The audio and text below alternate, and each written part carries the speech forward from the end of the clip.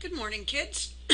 I miss you. And I've decided that I'm going to do a couple lectures for some of the more complicated topics, just to give Mrs. Haney a little bit of a break because she's doing a great job and she really deserves a break. So I'm going to talk to you about related rates today. You may hear some baby crying in the background, and then I might have to pause. We'll see how it goes. She's sitting right next to me on the table here, so hopefully everything goes well. Well, she's not sitting on the table. She's actually in a bouncer. I hope you don't think she's sitting up already. Okay, I'm being silly now. All right, so first thing we do with related rates is we have to get the concept down. Now, concept of related rates is the idea of a snapshot in time. All right, so what you're talking about is at a single point in time, every variable is related in a certain way. And it's that point in time that we look at when we talk about related rates. So today, first let's talk about what we need to do when we get a related rates problem. Now, all the problems that you will have on your homework will have to do with related rates. The first thing we do is we try to draw a picture that represents the problem, if that's applicable. We always use T to represent time. Then we write down the information that's given in the problem using the variables that you have named. Okay. Remember that rates will always be written in the form d, the changing variable, dt. For example, miles per hour would be d, whatever you want to use for miles, dd dt, for example. Minutes, well, I can't think of another example right now, but you'll see several examples as we go forward. Write down the thing that you want to find. If it's a rate, remember that it's in the form d, the changing variable, dt, which is, of course, a derivative, right? Write an equation that relates all the variables in the problem. So usually it's going to be a formula given in the problem or some known geometric formula. And then you're going to take the derivative implicitly with respect to t. Now remember, implicit differentiation is all you have to do is each time you take the derivative of something that is not t, you're going to write d, the changing variable, dt after it, basically. Next, you're going to solve for the rate that you want in terms of all the other rates in the problem, and then finally you plug in all the known rates and variables in order to find the rate that you want. Now, that seems simple, right? Haha. So let's move forward and do an example. That's the easiest way to do this. So the first one is just a general example to see how all of the different rates in a formula are related. Okay, so the first question you have here, part A, says, how is dv dt related to dh dt if r is a constant?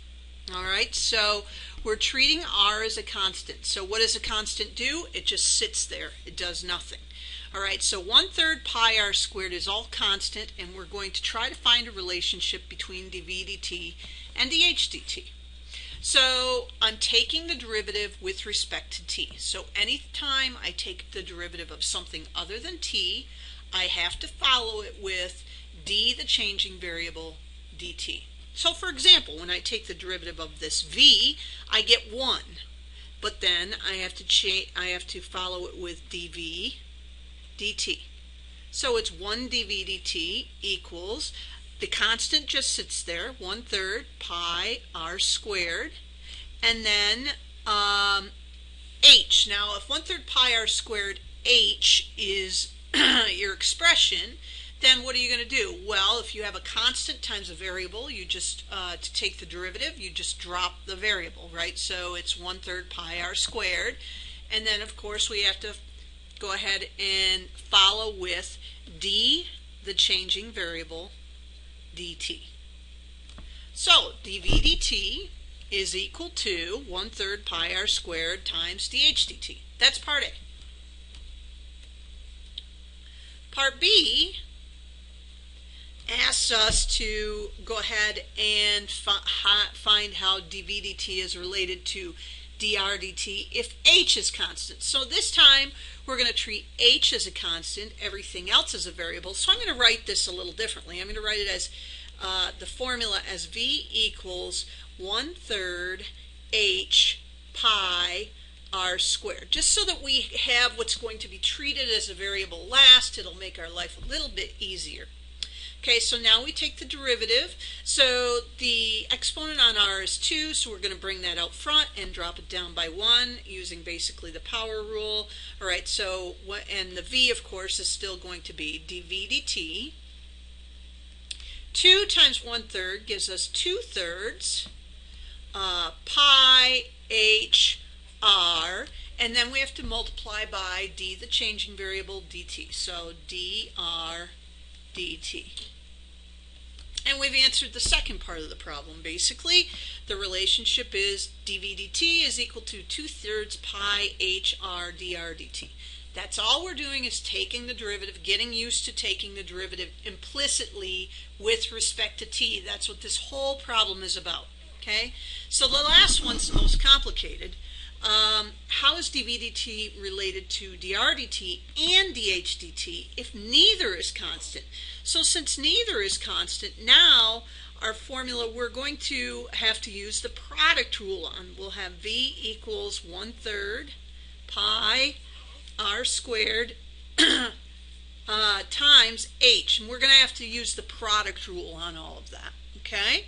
So first thing we do is we say dv/dt, that's the derivative of the left side, is equal to, and on the right side we do a product rule. So we start with taking the second function, h, times the derivative of the first function. Now 2 times 1/3 is 2/3 pi r, and then we have to multiply by the d, the changing variable, dr over dt. All right, and then plus, using the product rule, now we're going to do the first part, which is 1/3 pi r squared times the derivative of the second thing. Well, the derivative of h is 1, so it's 1 times the h dt. Now, we might be able to clean this up a little bit, but there's not a whole lot of cleaning up we can do here. We get dv/dt equals 2 pi r h over 3 times dr/dt plus pi r squared over 3 times dh/dt. And that really is basically all there is to it. So, somebody is not happy. So that would be the answer to that portion of the problem. Now I'm going to pause for a second, so there might be a slight delay. I'll let you. Okay, moving forward, we're going to go on to the next part, which asks us, suppose that the edge lengths x, y, and z of a closed rectangular box are changing at the following rates. dx dt, okay, so the x side is changing at a rate of 1 meter per second. The y side is changing at a rate of -2 meters per second. And the z side is changing at a rate of 1 meter per second. That's what that says. Find the rate at which the box's diagonal is changing at the moment in time when x is 4, y is 3, and z is 2. Now, this is one of the most common mistakes that people make with related rates, is they just think those things are constant. No. All right? Nothing is constant in a related rates problem.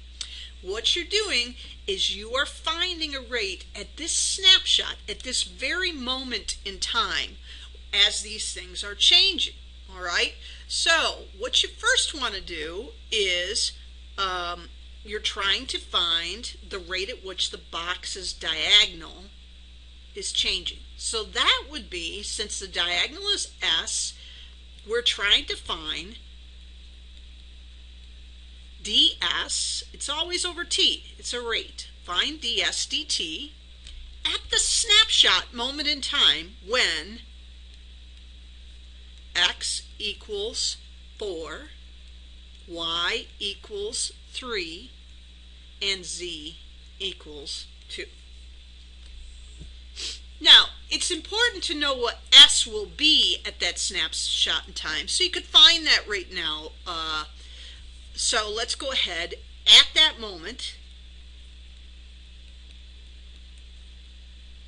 s will be, well, let's just use the formula.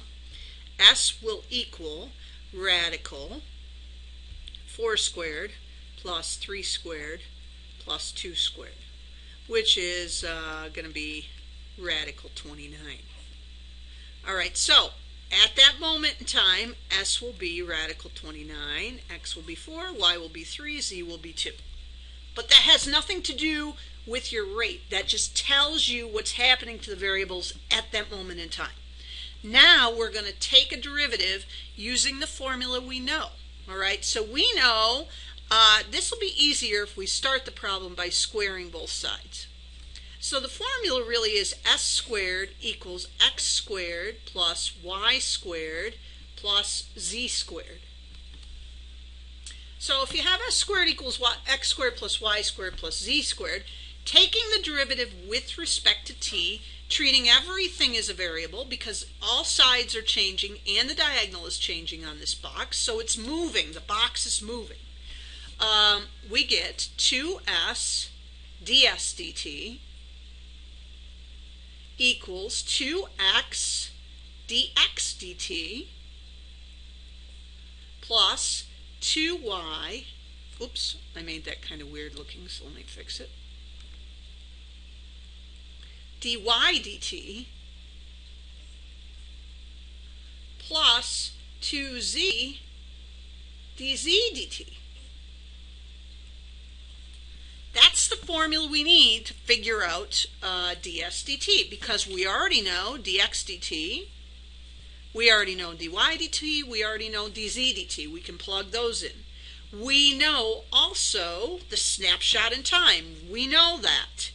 X is 4, y is 3, z is 2, s is radical 29.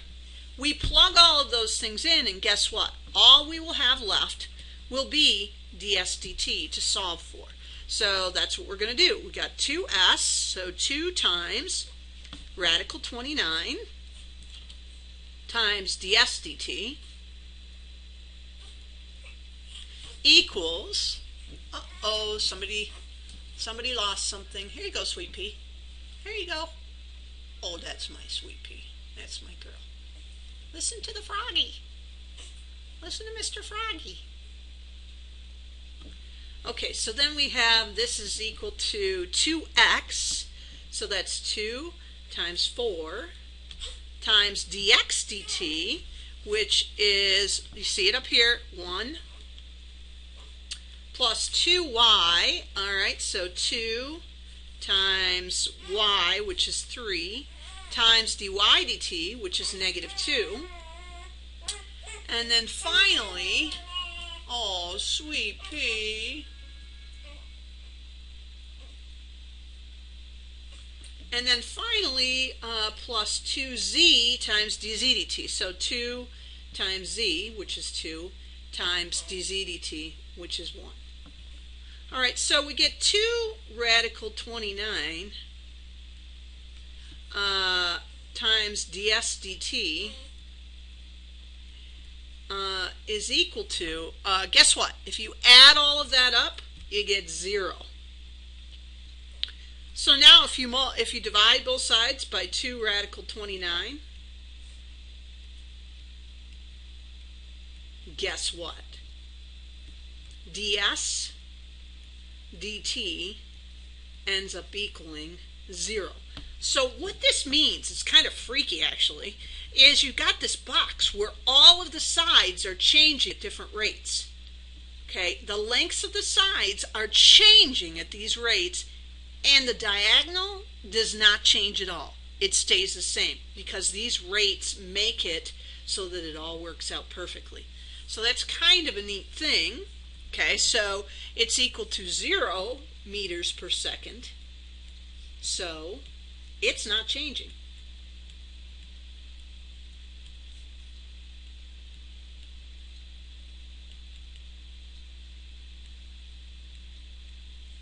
Which is pretty freaky.